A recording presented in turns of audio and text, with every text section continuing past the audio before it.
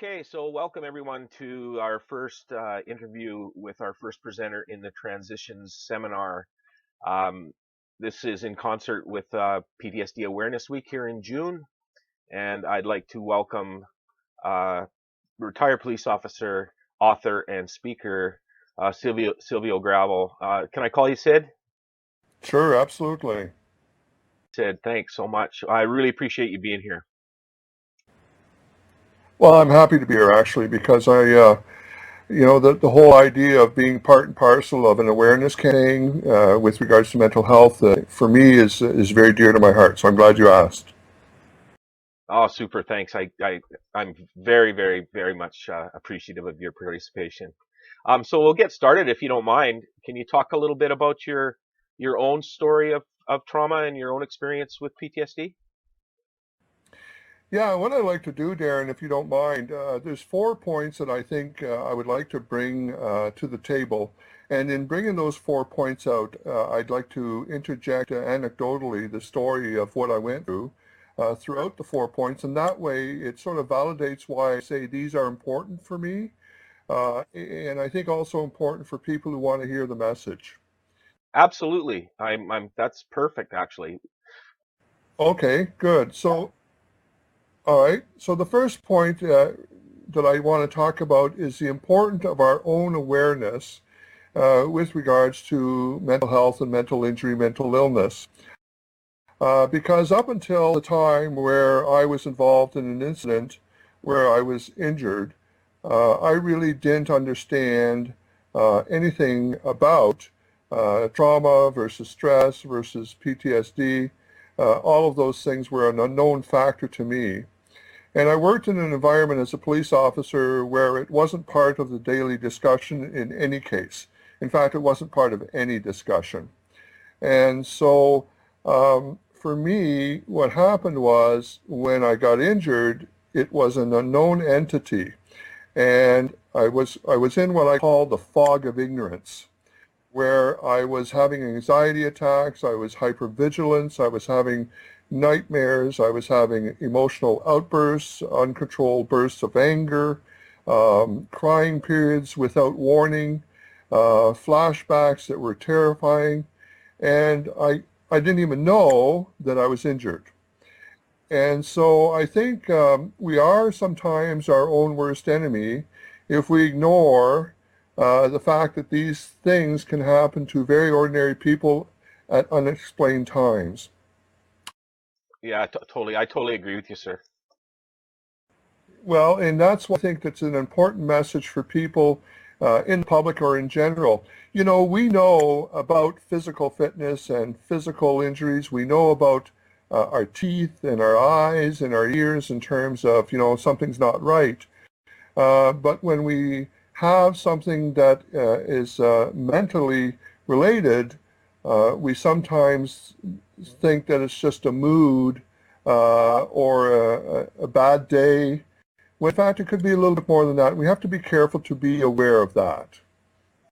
Yeah, for sure. Can I ask you a question just along those lines? Sure. Do you think that we spend a little bit too much time in that regard judging behavior that is actually symptomatic, judging it in a moral context, actually? Well, in fact, we do, and isn't that really the problem? Of course, and the other thing is we also have a tendency to look at it based on how we think we should be behaving. We look at other people and we say, well, why are they having such a hard time with this? This is not such a difficult thing. And so we become judgmental based on experience, and each person's experience is so different that it's not a fair starting ground for which we look at ourselves and look at others. Yeah, absolutely. Do you, along those lines, and two, I'm trying to get to the point of understanding in myself that those assumptions and those judgments that we hold, that we turn upon ourselves, become self-stigmatizing. Would you agree? Yes, absolutely, absolutely. And the other thing that can happen too uh, is um, is because sometimes, and I liken it to this in terms of people who don't know. If I had a broken ankle and I chose to ignore it, it can only get worse. Um, if you have a mental injury and you choose to ignore it simply because you don't know that you have an injury, um, then it gets worse. And then by the time you get to seek therapy that you need, it's not something you can do on your own, just like you can't fix a broken ankle on your own. Then the doctors and the therapists are struggling then with the fact that there's a whole bunch of extra damage that's been done just getting you there to have that first conversation. Yeah, absolutely. And so, Yeah, so I was just going to say, so it's absolutely crucial that we not be our own worst enemy in terms of being aware of our health and not distinguishing mental health from physical health, but making it a part of everything that we are. That's the other thing. We shouldn't be saying, well, I'm going to take care of my physical health, my dental health, and my mental health. I think we should have the conversation. Healthy includes the mind. And what other kind of a situation can you find yourself in where you ignore the person or you ignore the part of the engine that actually does all the thinking for it? You know, uh, I guess one way of putting it, or a better way of putting it, is every organization will spend hundreds of thousands of dollars making sure their computers work very well, and those are man-made, and yet we have a tendency sometimes to ignore very much God's gift to us, which is our brain.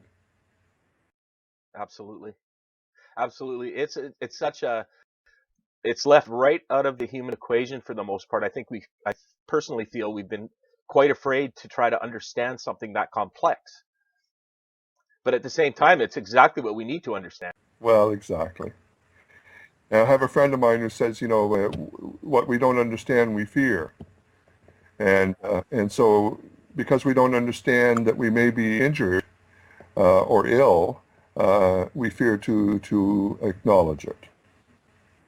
Absolutely. I'll ask you the question around that if you don't mind. Uh, did you find yourself frightened of yourself at some point along the way? Yeah, at the beginning, I really felt like I was going to lose everything because I was certainly struggling with my behavior. Uh, and I have to tell you that my spouse was just absolutely wonderful in not wanting to give up on me. And, I kid around when I speak. I tell people I never did go see a psychologist because it was my wife who brought me to a psychologist. And she basically walked into the doctor's office and said to me, "This is a doctor that I want you to speak to." And she said to the doctor, "This is my husband. Please help him." And then, and then she said, "I'm going to be waiting in the hallway." And the doctor and I looked at each other, and out of great fear of this diminutive little 5'2" woman, decided that we would get along and work well together, and we had a great relationship for many years thereafter. Yeah, so it was it was very revealing to me that she was not willing to give up. Absolutely wonderful. That takes us to a next point that I think you wanted to make, and that has to do with the awareness in family and how important that is. Yeah, and I got to say that this has become more and more prevalent in terms of interest than I've ever seen before. I started speaking about my experiences with PTSD to police organizations a few years ago, and I started to get invited to what they called family nights, where they were introducing families of first responders to a speaker that talked about trauma and PTSD. What I found absolutely interesting was the audiences for family nights were more receptive and more accepting and more wanting to know about what was going on in their spouses' lives than sometimes the reaction I would see with the first responders themselves, which tells me that the first responders are still dealing with the culture of acceptance, whereas the families are saying, we're not affected by the cultures, we just want to protect our spouses. And so I am very, very much excited about that observation, because now when anybody says, Sid, would you speak to a family night? I sign on right away. And I'm finding, um, based on my own experience, because of what Judy did for me, I find that that's absolutely the truth in terms of family members wanting to help. Now, two things to that. One is that because we're going through a difficult time, sometimes we think that the best thing we can do is to just disconnect from our families. And disconnecting for purposes of trying to ease the pressure is fine, but disconnecting to the point of not allowing them to help is another thing. And the second point I want to make is that they have a vested interest in making sure that you are helped if need be. And we sometimes have a tendency to hurt those who love us closest the most, because we can speak honestly with them, but sometimes that honesty is not real because of the difficulties we're going through. I'll give you a case in point. I came home one day and I had just had a very difficult time with anxiety throughout that whole day. I was even shaking. And my wife, I got home and my lovely wife said, what would you like to have for supper tonight? And Darren, I blew up. I looked at her and I said, why do I have to make decisions for everybody here? The last time I made a decision, a man died. And the look on her face was just devastated. And I didn't believe what I had just said. And things could have gone worse there, but because she understood that I was having difficulties, she was willing to sit down with me and say, how was your day? What's wrong? And of course, that opened the door for me to be able to speak. Now, there's two options I had. One is to accept her help, or to walk out the door and say, I don't want anything to do with you. And sometimes we choose to walk out the door, and we have to accept that family members want to be a part of our healing process as well. Do you think that there's way in our own training? I know in my own first responder training, again, like yourself, we were not given a heads up as to the possible consequences of psychological injury on the job. That's a definite missing link in the whole overall picture. But do you think that there is a way at the training level with new recruits perhaps that we can bring families in from the get-go in order that they are working alongside us from the start in terms, because like you say, they're not only the people that we hurt the most, but they're actually really, I believe, our front line of defense as well. And I think you agree. I would agree 100%. And I think that an organization who's looking at doing the right things from now on, because we haven't done well in the past leading up to today, I think any organization from now on would do well to bring in a full awareness component to their recruit training. Let's take it away from first responder, emergency services such as Children's Aid Society, emergency ward nurses, social workers, all of those industries. All of those industries where the trauma of life can be a day-to-day issue need to be brought into that awareness component. Now, having said that, because we know as a result of us as survivors how important families are, I think it's a mistake, in fact, to not include the families in that awareness workshops as well. Now, they don't necessarily need to be trained to that like a training level, but they certainly need to be in a workshop level so that they can have that discussion. And I'll give you a case in point. I had many supervisors come up to me over the years and say, I said I didn't see it coming with this employee. I didn't realize they were having such a hard time. And my question to them would be, well, did you speak to the family? And of course they would say, well, no, I don't even know their family. And now, when I would go to work, I was very good at answering my supervisor's question about how you feeling today, Sid? And I would say, I'm fine. feelings inside not expressed. I knew he had to check a mark off to say that he checked in with me, and so I would give him the standard answer and walk away. But when I got home, there was no hiding it. So why not allow them the tools, especially since we know our people are going to be going through these traumatic events? Why not prepare the families for that? Absolutely. And on, take that one step further as well. Um, there's a vicarious traumatization that goes on in our families that is being left right out of the equation in terms of the work that we choose to do as well, I believe. Yeah. Over the years, I've had many spouses come to me to talk to me about their husbands or their wives, but I haven't had the husband or wife speak to me.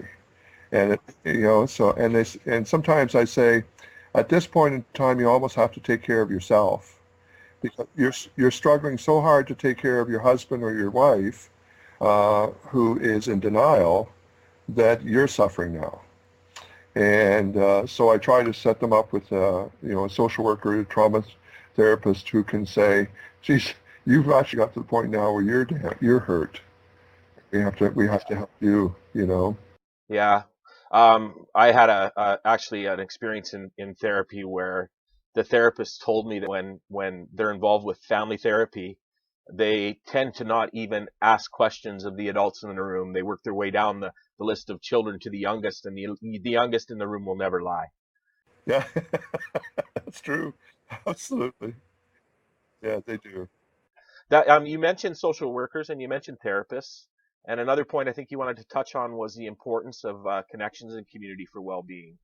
Yeah, this is such an important thing, and now I'm going to use the example of policing to validate my point, but I think a lot of people can get beyond my policing experience and connect it with their own reality.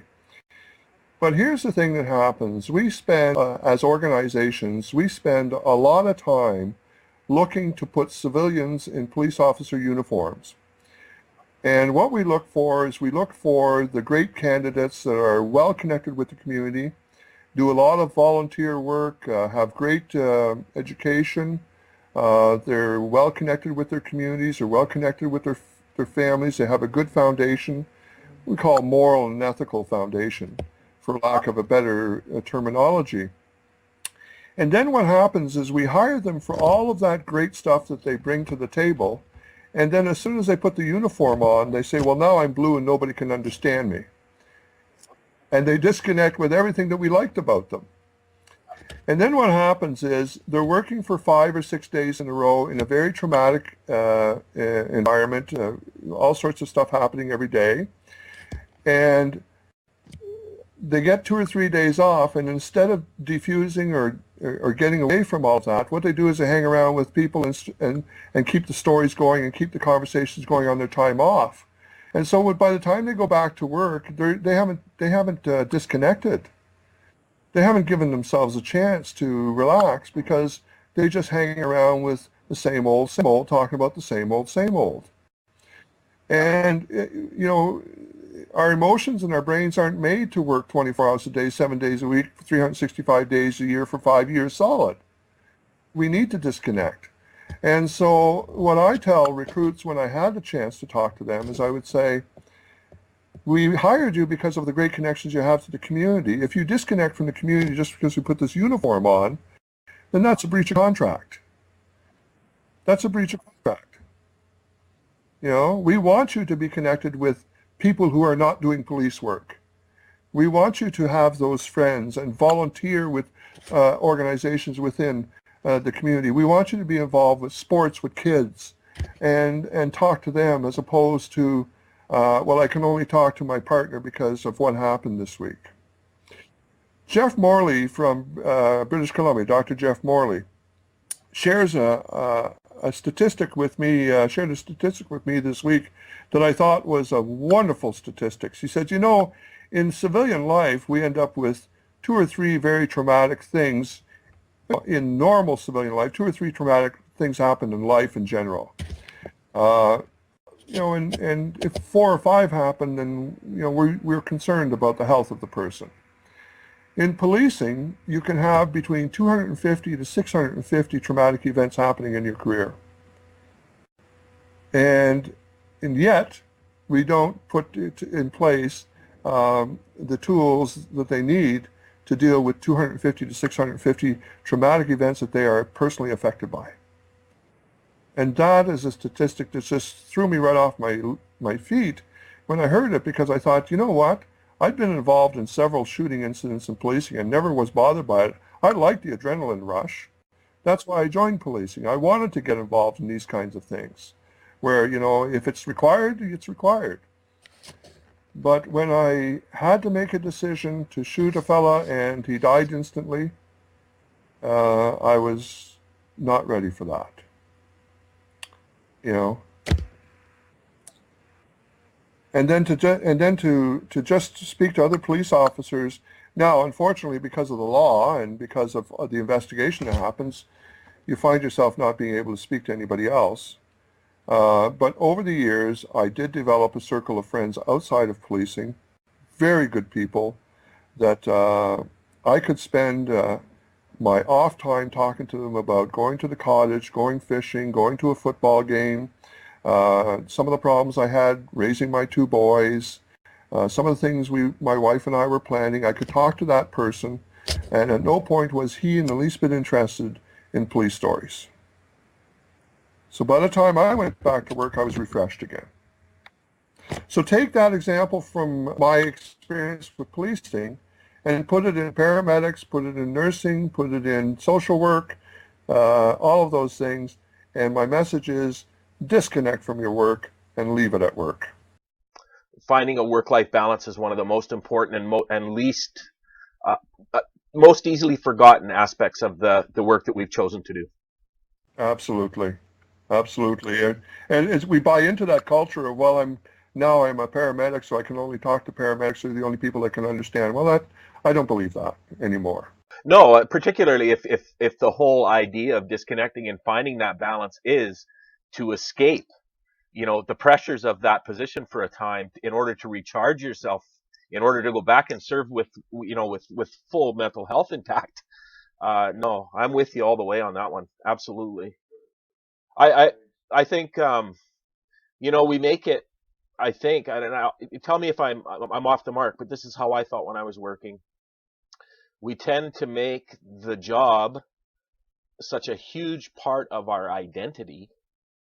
Uh, we get lost eventually, and all we become is the white shirt or the blue shirt or the yellow stripe down the pants. We forget who we were prior to signing up. Absolutely. And it becomes part and parcel of the way the work environment really, they train you that way. But I shared with my wife when I retired a comment that I'm going to share with you now.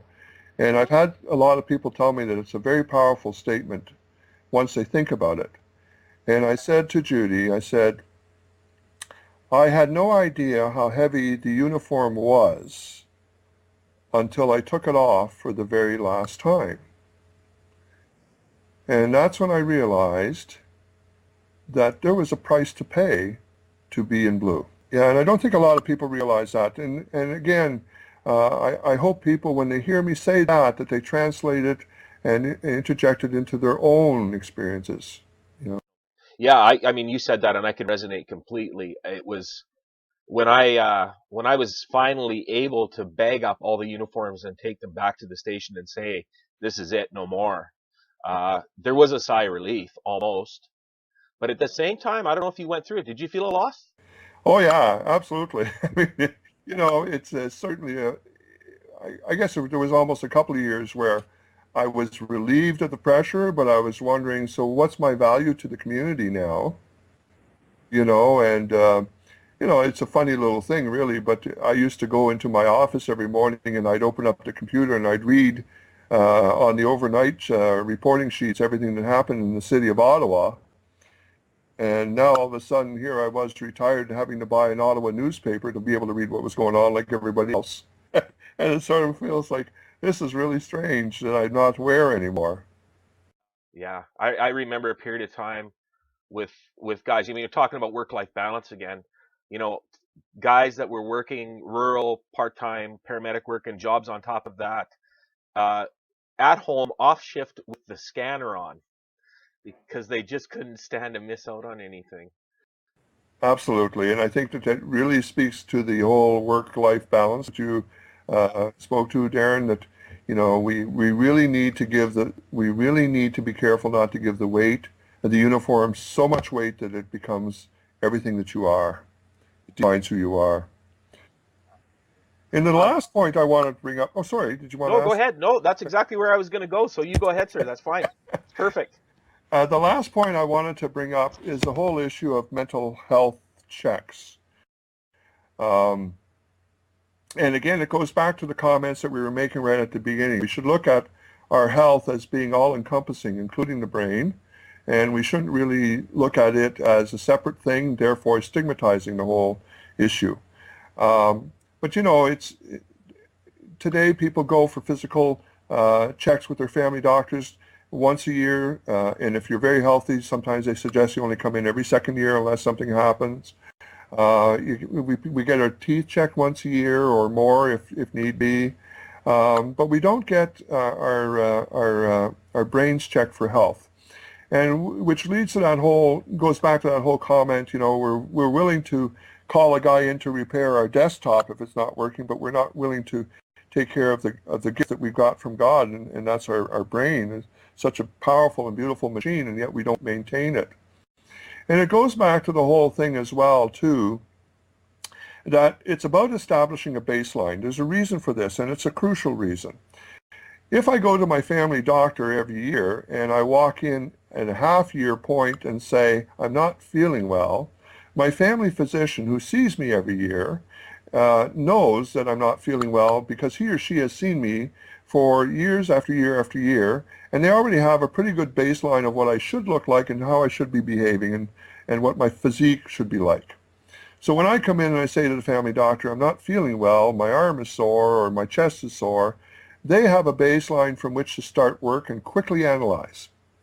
Same with the dentist. If they're doing your teeth work, they come in, they look at the records, they can very quickly assess, oh, this tooth is not doing well, we can fix this. Glad you came in because last year it was fine. Now the x-ray shows there's a little bit of damage there, we can fix that. Unfortunately, we disconnect the valuable brain from that equation, and when we go in finally in an anxiety-driven state or a depressed state, we go to a stranger and we say, I'm not feeling well, here's what's happening to me, and the stranger's trying to figure out what's the baseline from which I have to work.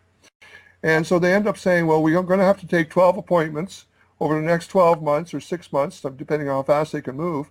Meanwhile, everybody's telling you that if you don't assess and deal with the damage within 4 weeks, there's a good chance that you're going to end up with PTSD, which can be quite debilitating. And so I encourage people to look at mental health as a part of the norm. Now, unfortunately, what I feel is the issue is stigma, a cultural stigma, sometimes imposed upon ourselves, as we've talked about. Because I've asked the question many times of police organizations when I've had the opportunity to ask of a police audience, should mental health checks be mandatory or voluntary? And 90% of the time they will put their hands up for mandatory, and they'll say the reason it should be mandatory is because that way nobody thinks there's something wrong with me. So they're dealing with a stigma issue. I truly believe that it should be so normal to have the brain as part and parcel of the entire health thing that we do for ourselves, that it becomes the norm. It should be voluntary, just like nobody forces me to get my teeth fixed, nobody forces me to go see the family physician, but I know enough to do that. And so it should be the norm. Now, in terms of that, the organizations need to fund those, just like they fund dental and they fund physical. We negotiate for those. That should be part and parcel of the normal process and the normal package that they fund as well. Yep, yep, yep. So do you see that? Do you see that being taken care of outside of a family physician relationship then? Yeah.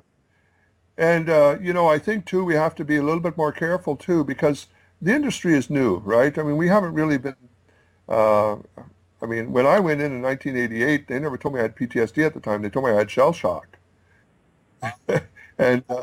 And they talked about PTSD as being, the way they spoke about it now. But his first reaction, he says, Sid, he says, you're displaying signs of being shell shocked. So it's not that old in terms of what we do.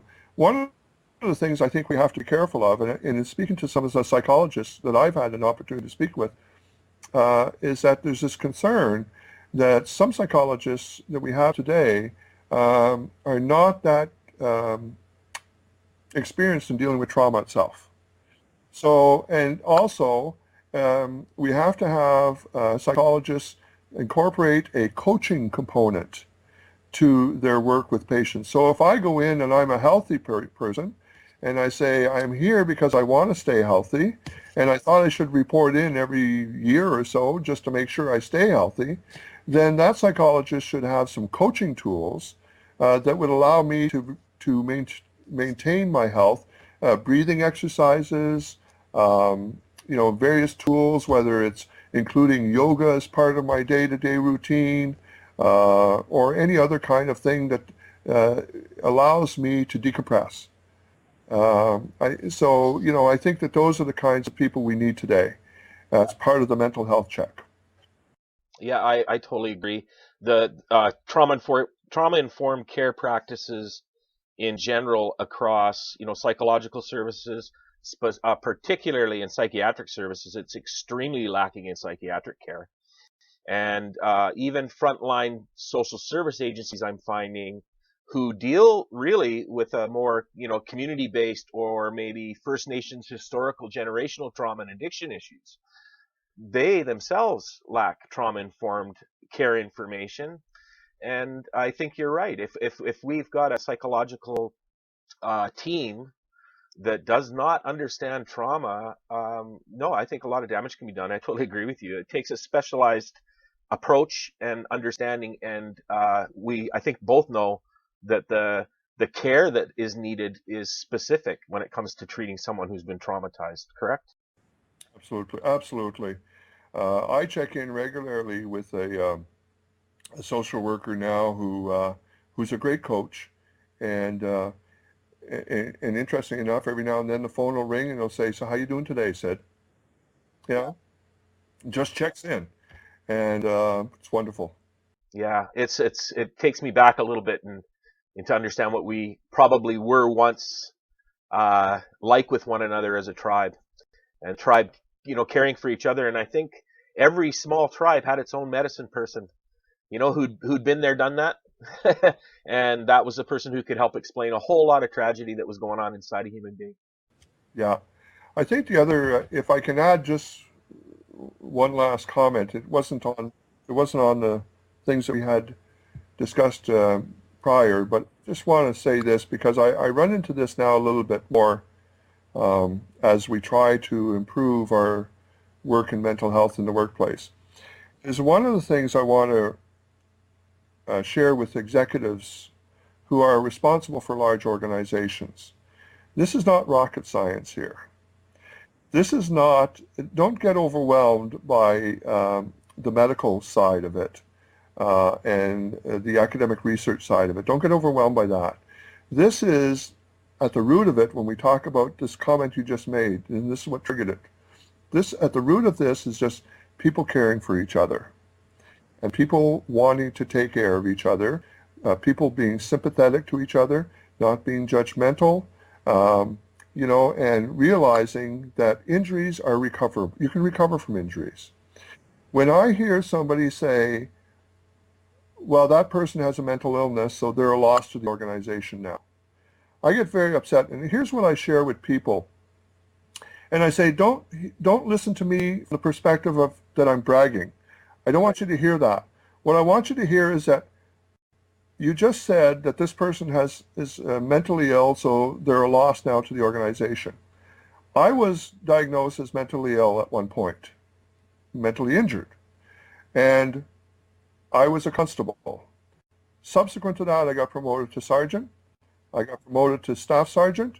I was put in charge of all the training and recruiting. I did a very short peacekeeping mission for the peacekeepers, Pearson peacekeepers in Africa. And I also received the Order of Merit, which is an order given to you by the Governor General of Canada as a result of your peers nominating you for excellence in policing. And I retired successfully after 31 years of work. All of that with PTSD. So when somebody says they're a loss to the organization, if they're a loss, it's because you're not putting the effort into helping them. That's my I'm very adamant about that.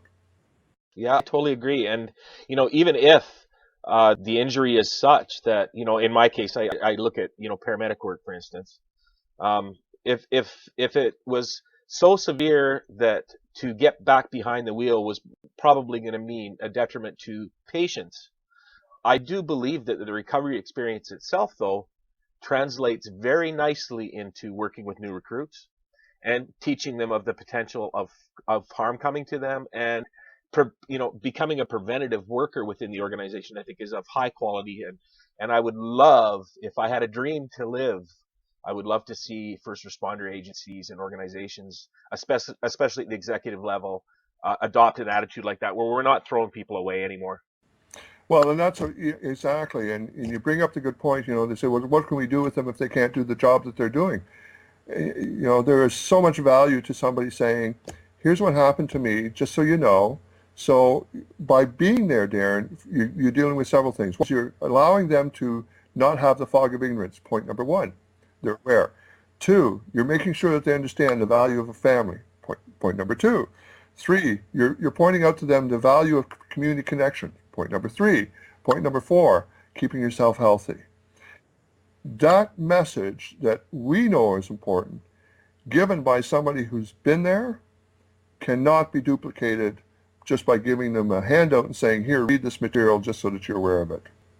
Yeah, absolutely. Yeah, and I see I see that potential, and I think the more we open up, and the more we have these kinds of conversations, and the more opportunity we get to have this conversation with people in charge, I think, like you said, breaking it down to a point of, hey, guys, relax. You know, this is not rocket science, and it's nothing to fear. Let's get real about it, and let's make a difference. I think that's where we're going. Oh, I think so. I just attended Canadian Association of Chiefs of Police conference in Mississauga last week, and the whole conversation was for 2 days was strictly about the whole awareness thing. Why aren't we aware? Why are we not doing this? What are some of the best practices? Um, Now, I'm not sure how many organizations and people are going to go back and make changes right away, but the more conversations we have like that, the harder it is for somebody to say, well, I don't think we need to do that. Right, right. And it very very difficult to then say, oh, I didn't know that was going on. Well, exactly. And speaking to some of the older guys like myself, right? So I've been around, this has happened to me in 1987, and a lot of the guys that I have experience with are retired. You know, we say to organizations, look, I know you're worried about the whole liability thing, when it comes to the bean counters that are around your table. Um, but it's very difficult to find fault with somebody who didn't know any better. And we really didn't know that much about it in the past, including ourselves. But and so we're willing sometimes to accept our suffering and our state based on the fact that there wasn't too much there available to us back then. But we're telling you now, with what we're saying, if you still pretend that it's not something that you have to do something about, now you are going to hold yourself liable. So for the bean counters out there, there's your liability. Yeah, we have to. I think, you know, I don't like to use this word, but it's the only one that pops into my head. We've got to forgive our own ignorance and accept what is, and then help from this point to move ourselves and organizations and this is the one thing that that resonates most with me, Sid, and I'll tell you why. You had quality, loving support at home, and your family was, as I understand it, able to stay together. Mine collapsed, and I'm with you on that. I think that our families are everything in terms of this career that we've chosen. Everything. If we're not willing to fight from this point forward for ourselves so much anymore, the more we focus on the fact that families need each other, I think our message will get through a lot louder and more clear. So, sir, thank you so much for that perspective. Well, I want to say, Darren, that the reason why it's so evident to me is because I know so many people with your story. And I hear it over and over again, and I look at my situation and I say, oh, there go I, but by the grace of God. I have to personally kind of forgive myself for a whole lot of that past, but I certainly don't want to see it happen to anybody else. Yeah, absolutely. Well, Darren, it was a pleasure meeting you. Yes, you too. We've shared some emails back and forth, and this was absolutely an honor, and I appreciate your participation so much. Well, listen, anytime, and we'll talk some more, I'm sure. Okay, you be well, sir. Yeah, bye-bye.